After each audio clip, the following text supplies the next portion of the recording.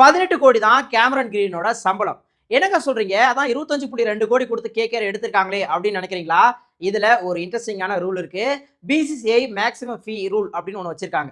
IPL mega ஆக்ஷனுக்கு வராத நெறைய foreign players mini action வந்து நெறைய கோடிகள்ல சம்பளம் வாங்குறாங்க அப்படிங்கிற ஒரு குற்றச்சாட்டு தொடர்ந்து இருந்துட்டே இருக்கு. ஸோ இதுக்காக தான் பிசிசிஐ இந்த ரூலை கொண்டு வந்திருக்காங்க. ஸோ இந்த ரூலை பொறுத்த வரைக்கும் 2 முக்கியமான கிரைட்டீரியா இருக்கு. ஸோ இதை முதல்ல பார்த்தோம் அப்படின்னா மெகா ஆக்ஷனுக்கு முன்னாடி ஒவ்வொரு டீமும் அதிகபட்சமா 6 பிளேயர்ஸை ரீட்டைன் பண்ணலாம் அப்படின்னு பிசிசிஐ சொல்றாங்க.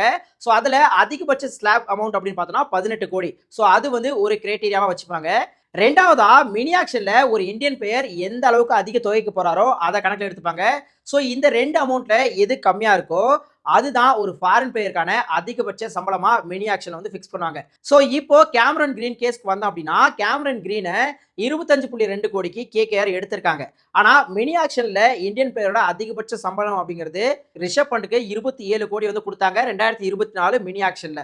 அதே மாதிரி அதிகபட்ச ரிட்டன்ஷன் அமௌண்ட் அப்படின்னு பார்த்தோம் அப்படின்னாக்க 18 கோடி. இது வந்து நிறைய பிளேயர்ஸ் வந்து 18 கோடியில ரீட்டைன் பண்ணியிருக்காங்க.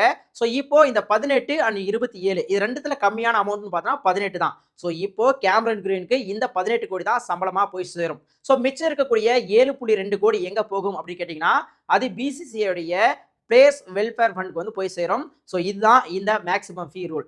இந்த ரூல் கேமரன் கிரீனுக்கு அநியாயத்தை பண்ணிடுச்சுன்னு நினைக்கிறீங்களா? இல்ல இந்த ரூல் ரொம்ப இன்ட்ரெஸ்டிங்கா இருக்குன்னு நினைக்கிறீங்களா? உங்களுடைய கருத்து என்ன? மறக்காம கமெண்ட்ல சொல்லுங்க.